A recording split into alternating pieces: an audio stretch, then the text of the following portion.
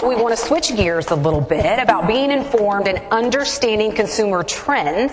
And to do that, we have a couple special guests. Consumer purchasing patterns for meat products, as we know, continue to evolve, and they've done so actually at a more rapid pace since the onset of the COVID-19 pandemic. So who is the modern meat consumer? What are consumers considering when they are at the meat case? How has the pandemic really changed these expectations? Well, what information are they even seeking?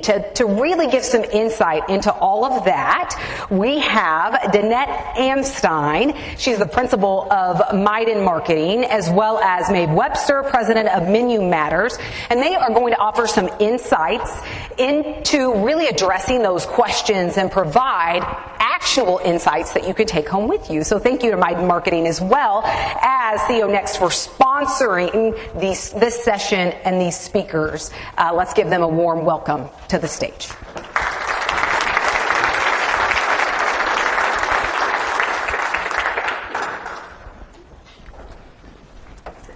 Thank you.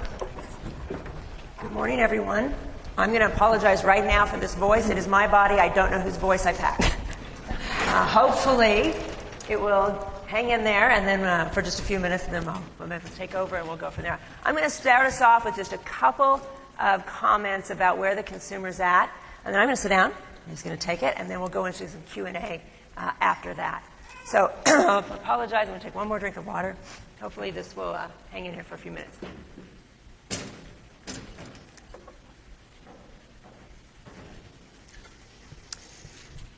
I'm going to talk about COVID-19 and some pre and post, but I thought the most important thing to do right now today is to talk about the big thing on consumers' minds. So we're going to talk about inflation at the meat case. In fact, new numbers came out this morning. We'll start off with those.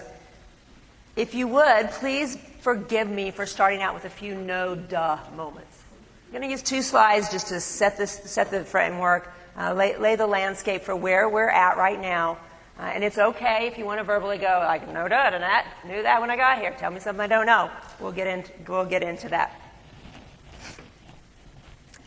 The rates of inflation, I mentioned they came out this morning, and we're about to see the last 20 years of inflation and where we're at.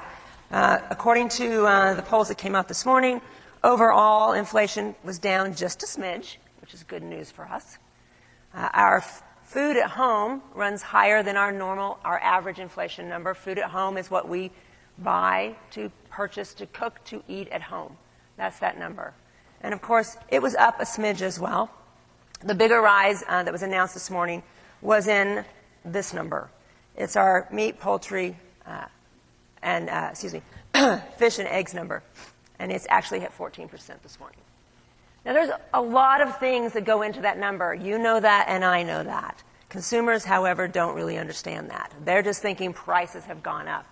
But when we think about what's happened with the drought, when we think about what's happening with the war in Ukraine, when we think about what's happening with viruses that are affecting us in pork and in poultry, there's a lot of things that impact this number. Quite frankly, there's some good demand inside of this number as well, and that doesn't get talked about either. But all that doesn't matter when the consumer is standing in front of the meat case and picking up that package.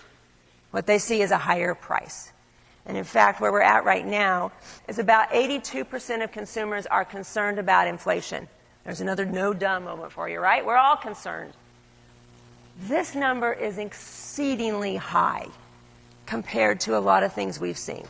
Let me take you back to April of 2020. We were all staying home, sheltering in place. And when we asked consumers how concerned they were about COVID, the highest number we got in our monthly surveys was 76%. So the concern about inflation, even higher. 91% of consumers are concerned about the economy. 76% of consumers are concerned about what's happening with their personal finances and their personal situation. So we have a lot of concern that we need to be addressing and be attentive to as we move forward. What this equates to right now is about a third of consumers are saying, I'm purchasing less meat. And when we ask them why they did that in the last month, 78% say, I can't afford it. I'm just priced out of it right now. That's a really high number as well. And so we're going to talk about how to address this with these consumers. If you're interested in what the second reason is, people say they're consuming less meat, we fall from 78% all the way to 17%, and that's health reasons. Huge gap that is all about price right now. Yes, price is always the number one reason consumers say they don't purchase our product. But it's never been this high, and we need to pay attention to that for sure. So what does all this mean? How do we put this in place, and how do we move forward to make sure that meat, animal protein, stays on the plate? Well, we look at a few more statistics and how the shopping patterns are changing. Right now, 56% of consumers say, I'm eating, take it back there. 56% of consumers say, I'm eating meat, but I'm trading down to lesser expensive cuts, or I'm trading down in proteins. And we're going to expect to see some more of that happening. 55% of consumers say, when I find a good deal, it's going in the freezer. Now, this number, just to give you the high watermark number, the high watermark number also was in COVID, April of 2020, and that was 60%. So we have a lot more people freezing our product than they did when things started to loosen up. And 40% of consumers say, I'm eating more ground beef, because that's my answer right now. And so consumers are finding ways to resolve this in their mind, put meat on their plate, and keep moving forward. But we can help them doing that with a couple of ways, and by keeping meat their priority. Two things really stand out as we think about how to keep meat in the priority for consumers so that they don't trade out of the category. We want to protect that. And really that's in us as an industry providing stability in what we're providing and what we're putting in the meat case, and us also explaining the value we bring. If there was ever a time to do that, right now. We can do that in a variety of ways. Now, stability comes in all forms and fashion, and I want to spend a moment just talking about how to communicate relating to consumers' values, because that is part of the stability we need to bring. While consumers are incredibly concerned about what is happening with price, they also have these other concerns in the back of their head. Jack talked a little bit about sustainability. That is a concern that we know consumers have. And when consumers think about meat, they think about animals. And when they think about animals, they want to know that they are well cared for. So one of the biggest question marks consumers have when it comes to sustainability is, how was that animal cared for? When we answer that question, we gain permission from hesitant consumers to buy our product. They want that permission from us. They love to eat it. They love the taste of it, but they want that permission. In the beef industry, this is the picture everybody has in their mind, right? Beautiful cattle on beautiful grass on a nice sunny day. This is the picture consumers want. It's the idyllic picture. That's probably why we show it to them, because it connects to what they're thinking. But pictures of feedlots, pictures of farrowing crates, pictures of poultry houses, also important for consumers to understand. If we're working with consumers to understand that, it's simply focused on leading by talking about how we care for the animals first. Because consumers really want to know that we value that, which we do, because they value that as well. Speaking of value, if we talk more about value right now, how do we communicate value to consumers? Some of you in the room are way too young to remember the 2008-2009 recession that we went through. But there's some historical lessons we can learn there as an industry. And some of those are helping consumers understand how to take something large like a roast and stretch it into multiple meals and leftovers for several days. That will work for them. But a lot of our consumers aren't as much into leftovers.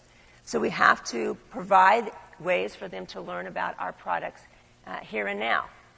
Who in the last few years has bought or used an air fryer? Yeah, that didn't exist in 2008 and 2009. So teaching our consumers how to use our products in an air fryer, huge opportunity for us because they want to use it. One of the good things that came out of the pandemic was that everybody went home and cooked. And we had more people cooking more products than ever before. And they gained confidence in cooking. And they found that they actually kind of liked it. So that was one of the good things that came out of it. Since then, IRI data suggests that 80% of meals are still being cooked at home. Pre-pandemic, that number was 50%. That's a pretty big change. So as inflation has impacted our product and what consumers are paying for it, if we can inspire them, if we can educate them on how to stretch that meal, if we can keep their confidence up in providing a meal to their family and giving them the opportunity to understand that there's value in our product even though it's more expensive, then we will continue to win at the meat case and with consumers. Another area we have to reach is what's happening with where consumers are. 47% of consumers are doing their meat shopping online. This is also a significant number because not everyone's going to stand in front of the meat case. I, for one, became a big user of Instacart during the recession, and I kind of like still using it today. It makes my day easier. When we ask consumers in March, when COVID is completely over and you return to your normal shopping behaviors, 25% of them said, I'm going to continue to buy my meat online. Pre-pandemic was half that. So, and what they were buying was very, very little fresh meat before the pandemic online.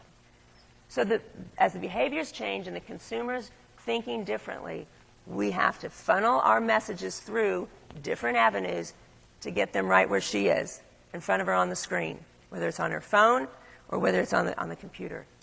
Because she's still seeking information, and her ability to learn about our products and the fact that they will work in her diet, in her lifestyle, in her nutrition plan, all of those things are things she still needs to know. So we can't let that happen just at the meat case. We've got to meet her where she is in the digital space as well. Before I end, I want to just take a moment to highlight nutrition, because we've got it.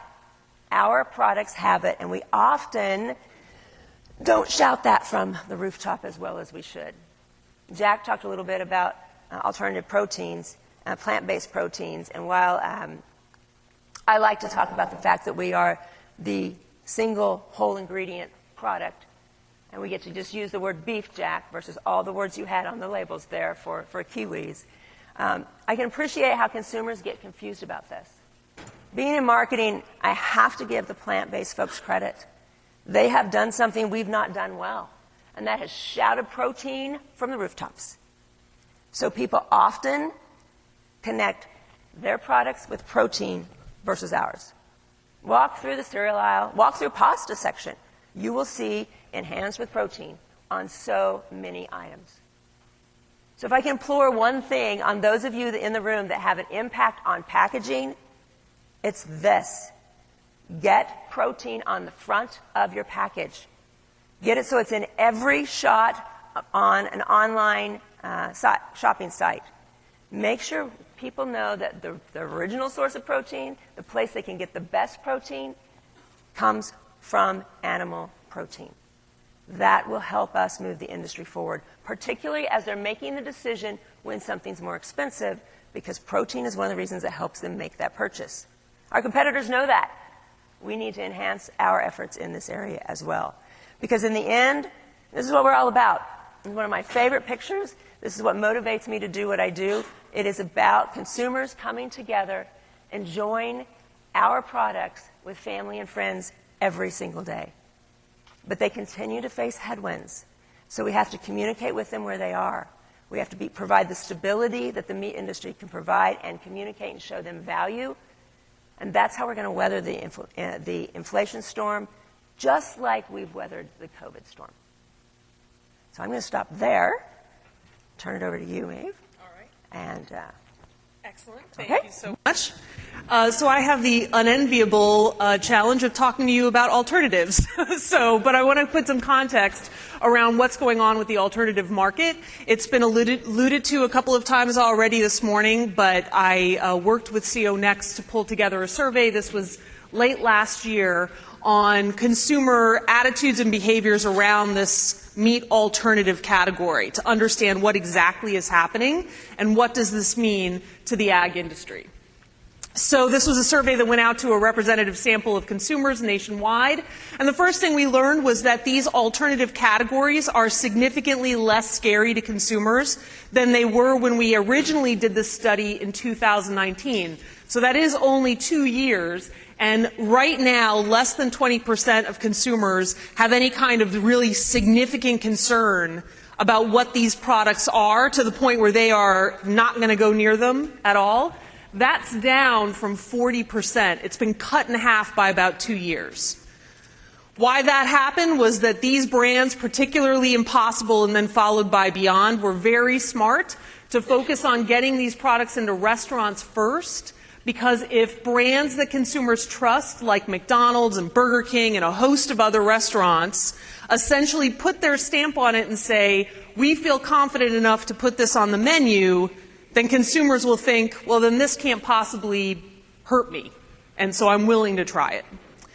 And so that helped in really changing the concerns around what these new, and here I'm not talking about tofu or anything like that. I am talking about those processed alternatives, the lab-based, those types of products that are emerging now, right? We're seeing them now bleed into chicken and into a whole host of seafood products. But this issue of transparency around what these products are is probably the biggest Achilles heel that this entire category has. There's a lot of talk around what these products can do for you with regard to health, in particular around sustainability.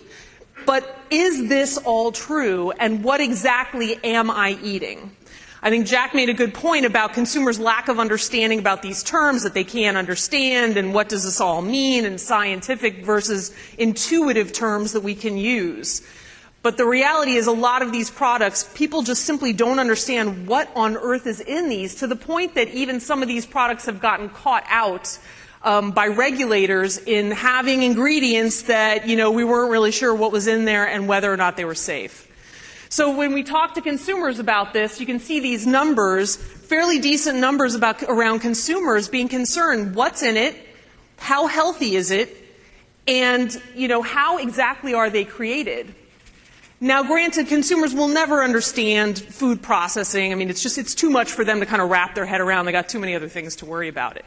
But that being said, these numbers are all up pretty significantly and statistically significantly from 2019. So while the product category itself is not scary to them anymore, there are mounting concerns around what exactly these products are and what will they mean to consumers long term.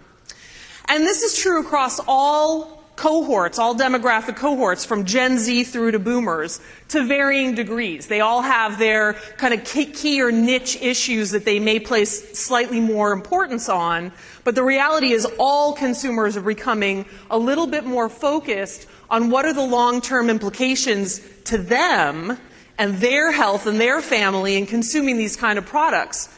60% are concerned about the long-term health impacts.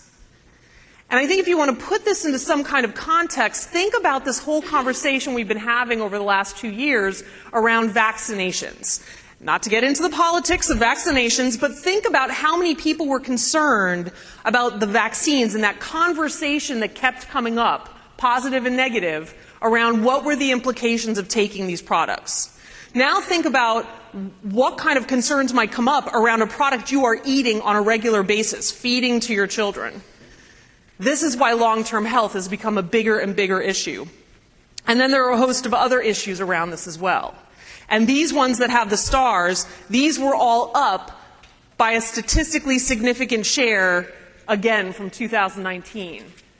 So these concerns about what these products are mounting, and that's why I say that their lack of transparency, their opacity in both their process and their ingredients is really their Achilles heel, because if you think about where consumers are at right now, they want to understand what they're eating. That's why functional food benefits like this is going to help you sleep better. This is going to help you with your mental clarity. This is going to make you look great. These functional benefits, these statements are more impactful to consumers because intuitively they can understand them. They don't need to get behind the science, and they just want to feel better about what they're eating. This lack of transparency with this category is going to cause them problems going forward. Interestingly, however, I think what this category has done is latched onto the concern that Jack was going over about sustainability and the environment and what is the role of food and how can we start creating interesting and hopefully viable solutions to addressing a lot of these concerns that consumers have. And as a result, when you talk to consumers, particularly those consumers who place sustainability and environment and those types of issues at a greater level, a heightened level of importance for them, they are more likely to say that they will sacrifice taste in order to support solutions toward these problems. Now, 52% saying, I'm willing to eat bad tasting food in order to solve this, that's probably not going to hold true for too long, right? They're willing to try it. They're willing to, give it a chance. But the reality is taste will always rule in what you're eating, but I think it's important to note that 52% are at least willing to say, I will sacrifice taste for some solution I feel like I can get behind. And that is the more significant issue. That consumers at this point, particularly younger consumers and particularly Gen Z, are willing to start making some sacrifices, personal sacrifices, in order to stand behind products and companies and categories that are making change and are trying to do the right thing, and to help them feel better about this. And these are the issues that they are most likely to sacrifice taste for.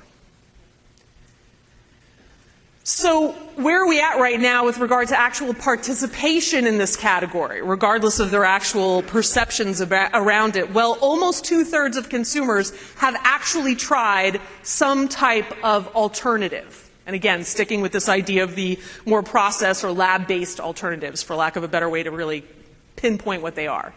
That's a pretty high participation rate from a trial basis.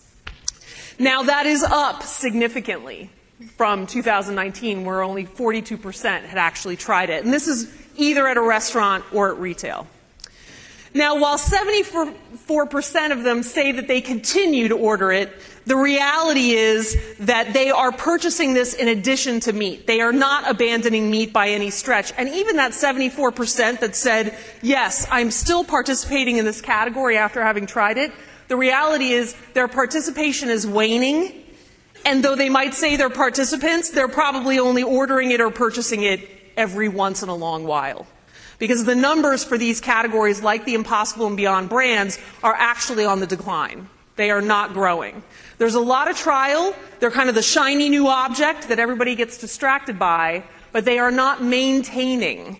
And a lot of it has to do with that lack of transparency and opacity, as well as some issues around texture and taste, and the fact that consumers were willing to try it, willing to give it a go, but in the end, it's not really satisfying why they eat, right? Why they go out to a restaurant. And the other thing to keep in mind is, though they might try these products, the vast majority of consumers are not looking to stop eating meat of any kind. Only 12% say that they plan to eliminate it entirely. The reality is vegan vegetarians represent about 12%, 15% of the population. And that has really not moved at all over the last couple of decades, even with younger consumers. And Gen Z in particular said they're planning to eat an equal amount of plants and plant-based products as well as meat. They're looking for a balance. They're not looking for a replacement. That is the reality. Animal proteins are not going away, but consumers are trying to find some kind of solution to make them feel better about what they're doing and feel better about what they're buying. Nearly 40% aren't planning on making any change at all. In some cases, they just try these products because, what the heck, it's a new thing on the menu. It's a new thing, we might as well try it and see what it's like. So most of these desires to change eating, if you are looking to change your eating behavior, are actually fairly recent. 70%, a little over 70%, said that they've only made this decision within the last 2 years. Think about what happened in the last 2 years. Now, granted, this study was done last year, so that would encompass 2019, but a whole year of it was the pandemic. Concerns about health, seeing those beautiful pictures of, look, once everybody was shuttered in their house, the air cleaned, the animals came out, and it was like Eden all of a sudden, right? So over the last 2 years, consumers have been just hammered with this idea that we are the problem, our decisions are what are going to help solve this problem, and a lot of consumers, particularly younger consumers, are taking it upon themselves to say, look, my dollars need to go towards solutions. I need to support companies, categories, and industries that are making changes. And interestingly, Gen Z really understands from an economic point of view that they have to support financially companies who make these statements and are driving toward these solutions, because if they don't buy those products, these companies go out of business, and then next thing you know, those solutions are meaningless. And Gen Z actually does understand that. And 76% of them made that decision because of environment in particular. 46% roughly actually are just saying it's for health. So health isn't really the driver for these products. Sustainability and environmental issues are. So the interesting thing here is, what are some actual solutions? This idea of balancing is really what this blend, is anybody familiar with the blend burger? This idea, this concept? A couple of people. So the idea here is that you switch out up to a certain percentage point of beef for a burger with something like mushrooms. That will not fundamentally change the flavor. It can enhance the moisture. It can actually enhance the texture in some cases, depending on how it's handled. So the idea is you're not giving up the burger. You're simply increasing the plant, element within the burger. This is, again, an intuitive solution to consumers. Wait a minute, I don't have to give up the beef. I don't have to move to this category I don't understand and I don't really know about. I can actually have my beef, and then there's just going to be like a little vegetable mixed in there without really impacting it. So 93% say, yeah, this makes a lot of sense to me. This is a solution I can get behind. 40% are likely to work that into their diet. So this is the way I think the animal protein industry can think about this. You're not at war with plant-based. Again, consumers aren't looking to give up your product. It's trying to find that truce, trying to find that alliance with plants. How can both work together in order to create an even stronger solution that consumers will get behind and really understand and embrace? So a few, last thoughts on this. It is about messaging. Make sure that if you have sustainability efforts that you are actually talking about them. A lot of times companies will do a lot of things and just simply not market it and not message it to consumers. Make sure that's getting out there. Understand how you can deliver on that, and think about measurability. Consumers want you to not say, we're going to be more environmentally friendly, but it's more, we are going to do X, Y, and Z by such and such a year, so that they can track it, trend it, understand how you're actually approaching those solutions. Make sure transparency is part of that. Leverage studies. Science can be great to back up these statements. It's not necessarily what you want to lead with, because consumers can get, a little squidgy about science. They become a little concerned when there are a little too many numbers and words that they don't understand. But they want to make sure that whatever you're saying is backed up and they can rely on it. So with that, I think we're going to move into more of the discussion phase. Thank you so much. Are you leading the conversation? Oh, okay.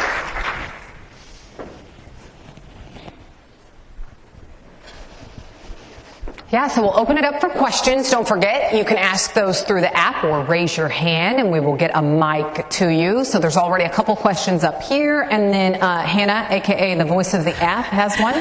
And we'll start, if you guys haven't noticed, we always have more questions than we have time for. So also in the app, you can upvote the questions you think are most interesting.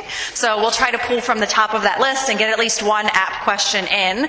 And the top question in the app is, are consumers more interested in nutritional benefits or sustainability efforts?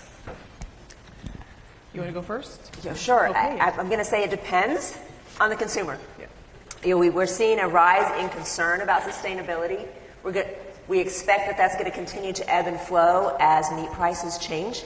But more and more consumers are concerned and trying to figure out how they fit into the mix of creating a more sustainable earth. So it is a concern. There is a group of consumers that will never be a concern for. So I don't want to say that that is the most important thing. There's also a group of consumers that it's all about nutrition. So, as a marketer in me, you got to know who you're trying to talk to and make sure that you're talking to them in the language that they want to talk about. If you're talking to folks that are focused on nutrition, lead with that. If you're talking to folks that are more focused on sustainability, lead with that. If you're talking to families that are trying to figure out how to make it all work right now, lead with value. It's all about knowing your audience. I would agree with that. Yeah, you can't say it's one or the other across all consumers. And I would say the older consumers, and as somebody who just hit 50, I will now sadly have to put myself in that group. But, anybody who's over 50 or 60, probably likely more concerned about health and wellness, simply because you're getting to that point where health and wellness is becoming a bigger thing that you need to deal with. Younger consumers who are bulletproof, obviously, and will live forever, like we all thought we would, they are a lot less concerned about health and wellness, broadly speaking, and are placing probably a greater emphasis on sustainability because that's a real key issue for them. But then within health and wellness, there's a lot of granularity, right? Are we talking about heart health versus some of the more functional benefits like energy and bone health? And then suddenly now you start to talk about different consumer groups. So, yeah, there's no one easy answer, I would say. Okay, question right here. Danette, this is for you. Early on in your statistics, and it's around the inflation numbers, because I think it's a really telling story of what we as an industry might be facing for the next maybe year. And I want to go back to the number in regards to meat, and I think it was 74%. I think there was a high number that you referenced on meat. The question that I had is you asked it specifically about meat. Did you ask it for protein? And I'm curious for both of you on your thoughts of, as we are facing economic challenges for the pricing of the products in the meat area, are consumers savvy enough to make the switch to protein, to understand that the nutritional value, relatively speaking, they're recognizing protein to protein, and are they making those switches, or are they choosing other categories when they can't afford meat? Good question, Lizzie. So the statistic is a third of consumers say, I'm buying less meat than I was before. And of that third, 78% are saying it's based because of price. So in that series of questions, we did not go all the way through protein. But based on other things that we have done, right now what we're seeing is just the trading down. If they want beef, they're going to go to the ground beef. If they want chicken, they may be going to chicken thighs right now. They're trading down. And so our goal is to keep them in the category versus having them say, oh, I can get my protein from my Cheerios today. We don't want that to be happening. Not seeing that in some other research we've done, but it wasn't part of this study, so I don't have a stat for you. Yeah, and I would agree. I would say that consumers aren't savvy enough to say this protein is equal to that protein, or I will need that much more protein if I get this category to this. I do agree. I completely agree with you. I think they see animal protein to animal protein as interchangeable, and like you said, changing down. But very few consumers are savvy enough to think about switching categories entirely to soy-based proteins, that sort of thing. When my daughter was in high school, we were blessed her senior year to host Tuesday taco night at our house. And all girls, and most of them dancers, so meat isn't a big thing. So I got to make sure I was putting some meat into them every Tuesday night. We had this conversation about, I can get all my protein from peanut butter. So I laid out 4 ounces of ground beef and a whole pile of peanut butter. And their eyes just went, oh. So we have to continue to carry that message across so they can understand. I thought I saw another. Yep, there's a hand up. Right? And then we'll go to Allie. Okay. So from the app, when it comes to labeling, how important is it to consumers to have animal welfare claims on the label? Animal welfare is what we need to be leading with right now, particularly when we're talking about sustainability. If you are, as a company, are wanting to make a sustainability claim, you're most likely, to Maeve's point, going to have wonderful metrics that you are measuring. In order for consumers to trust us with those metrics, they have to know we're taking care of the animal. So if it's in sustainability, you got to lead with it. Newsflash, if it's in anything else, you got to lead with it. It is the biggest concern. One of the things that happened during the pandemic is all of us got more pets. And we spent more time at home with our pets. And for those that are not involved in production agriculture and raising livestock, the best way that consumers can connect with that is with taking care of their pets. So if we can solve for them the concern that our animals, that this doubt that they might have in the back of their heads, is get rid of that doubt and our animals are well cared for, everything else we want to talk to them about starts to fall in place. So I'd say, gotta be talking about it. Yeah. It's that important. I completely agree. You know, particularly as we talk about sustainability, one thing we really need to be mindful of, and this is another study that I did with CO Next from earlier in 2019 about sustainability, that term sustainability, it has now become a master umbrella for a whole host of issues. So even using the term sustainability at this point is both a bit of a blessing and a curse, because for particularly younger consumers, sustainability can now encompass animal welfare, social justice, workers' rights, environmental economic justice, as well as a whole host of environmentally based issues. So even if you use sustainability as a term, you actually don't know at this point where your consumers are coming at from how they think that might be used, what you might be doing. So the more specific you can get, like animal welfare, and all of those other micro issues within that master umbrella will make your messaging more effective, because you'll know exactly what they're understanding and you can communicate more effectively with them as a result.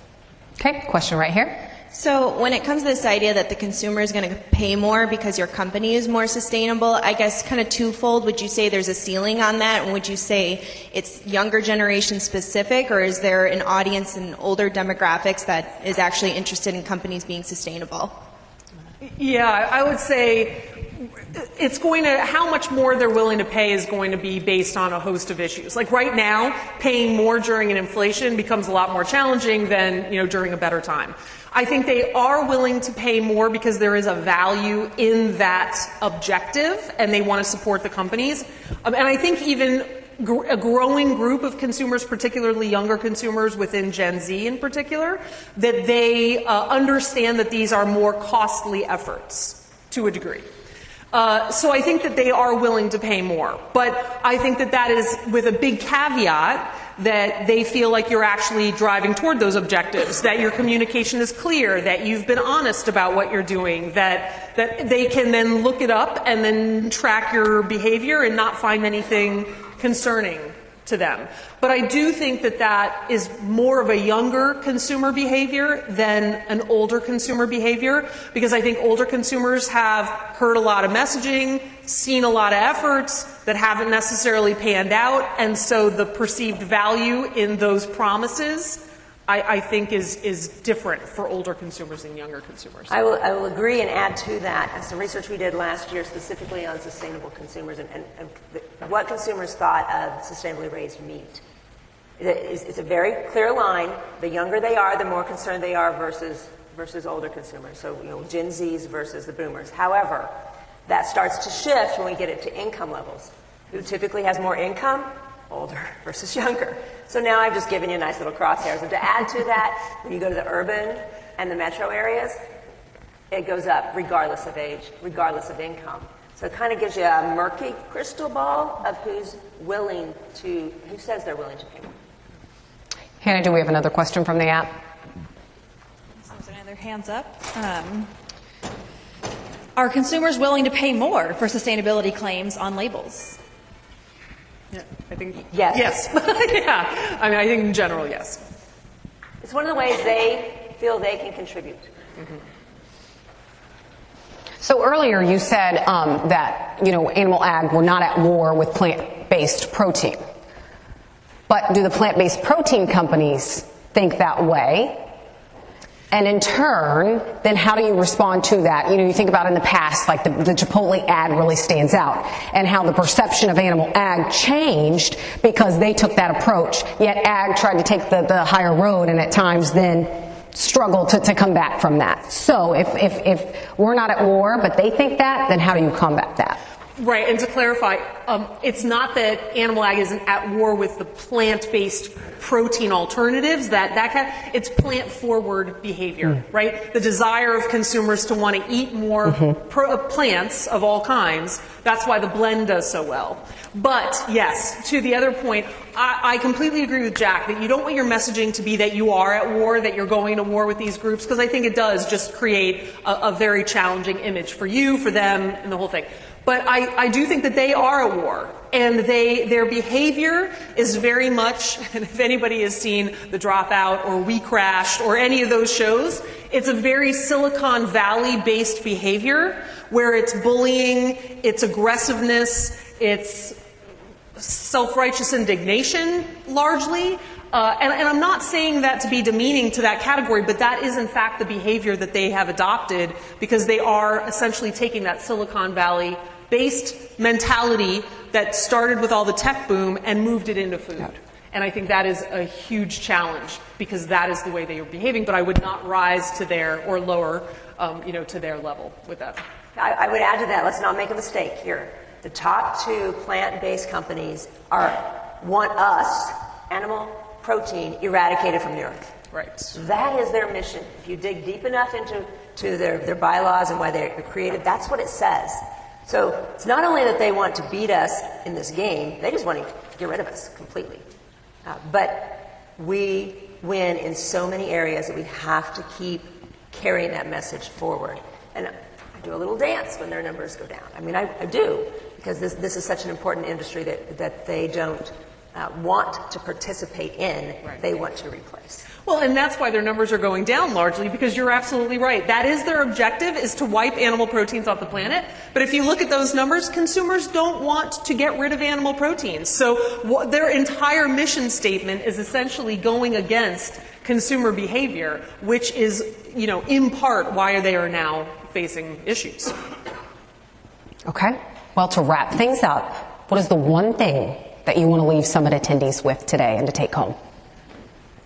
I would go first. But if you'd like to go first, I don't. I would say, look, there will be continued evolution in the protein alternative category, right? Both with the companies that are there and with new companies coming up. There will constantly be this, but just remember that consumers still want your products solidly in the mix of what their diet is, and so it's just making sure that it's a frictionless event for them, that they don't need to feel guilty, that they can feel good, positive, encouraged, empowered to make the decision to incorporate your products into their diet. It's time. I'm going to go back to my 2, if that's all right. Mm-hmm. Let's make sure that we are providing the stability consumers need as they are fighting inflation. And that's making sure we have products in the case and that we're meeting all of their needs across all of our proteins. And secondly, we are communicating how our product brings value. Value to stretch their food dollar, value to feed their family, value in nutrition, stability, and value.